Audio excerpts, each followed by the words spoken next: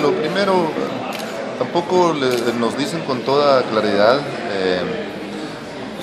lo que les preocupa, lo que yo entiendo, lo que yo he recogido de opinión por todo el estado, porque debo de decirlo con las letras grandes y negritas de que yo sí voy a las escuelas, yo sí voy a las regiones, he recorrido el estado de pe a pa, toditito, sin excepción.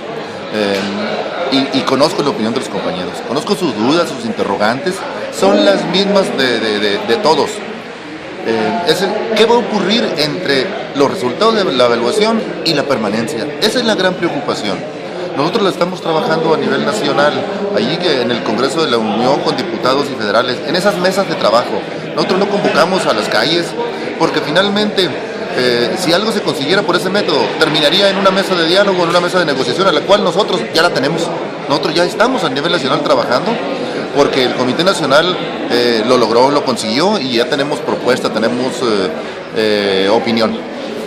Y la duda ya en sí, el comentario, ¿qué va a pasar? Es muy difícil comentarlo ahorita, es muy difícil asegurarlo.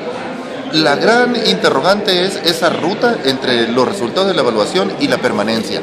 ¿Qué va a pasar con aquel? Y es una pregunta, yo también me pregunto, ¿qué va a pasar con aquel trabajador que la primera evaluación no dé los resultados suficientes para estar en el grupo?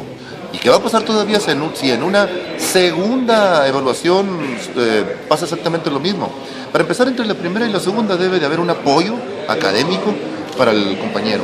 Y si después el resultado no sigue siendo satisfactorio, algún diseño específico debe de haber para que no se afecten sus derechos laborales. Entonces yo diría, entre esa ruta crítica de los resultados de la evaluación y la permanencia, exigimos una cosa: no se trastoquen los derechos laborales de los trabajadores.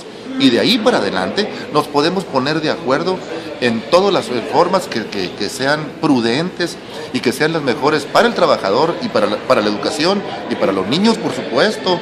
Pero así como los niños, como los jóvenes tienen derecho a la educación, los trabajadores maestros ya tienen un derecho laboral constituido. Entonces hay que buscar un punto medio entre las dos cosas.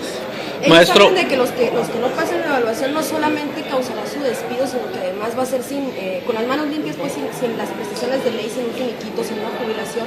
¿Es cierto esto? ¿Sí se contempla así en la reforma? Son suposiciones infundadas. Yo jamás he leído eso en ninguna parte. Son suposiciones que no encuentro dónde. Existen en las redes ahora con los medios de comunicación tan proactivos que son.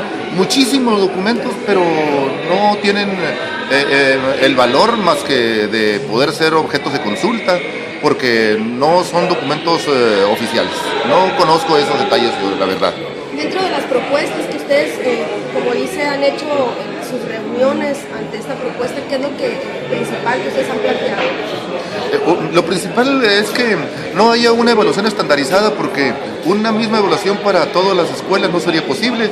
Las regiones son diferentes, muy diferentes. Los estados, en el propio estado al interior, de la frontera de Nogales a la frontera con Sinaloa, se pasa por una gama muy diversa de escuelas y de oportunidades. Por lo tanto, la primera situación planteada por parte de los compañeros, y que me parece muy correcta, es que no haya una evaluación universal estandarizada.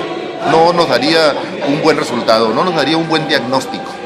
En caso de que sí se haga así, ¿qué harían ustedes como sindicato? Y en el caso también de que causen despidos pues importantes o considerables de maestros, ¿tienen conocimiento de cómo se compensaría ese número de maestros que pues hayan despedidos? Nadie será despedido, es un compromiso.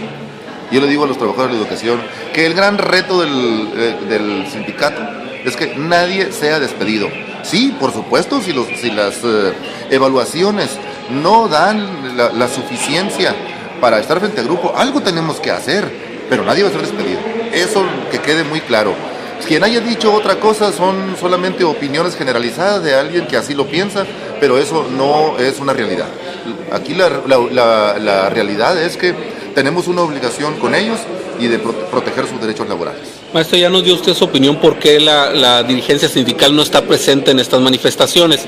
¿Qué pasa entonces ahí? ¿No tienen desconfianza de la dirigencia, los empleados? ¿Por qué se están dejando llevar por estas personas en actuar pues sin la presencia del líder sindical? Yo diría que 40,000 que se quedaron en las aulas tienen confianza en nosotros. Vamos a trabajar para ellos, y los demás que tienen otro método de lucha, también no los vamos a dejar fuera. Lo que logremos para los otros 40,000 es para todos. Sí, sí, claro que sí. Y bueno, y la contraparte, los que actuaron pues indebidamente, ¿van a tener alguna sanción?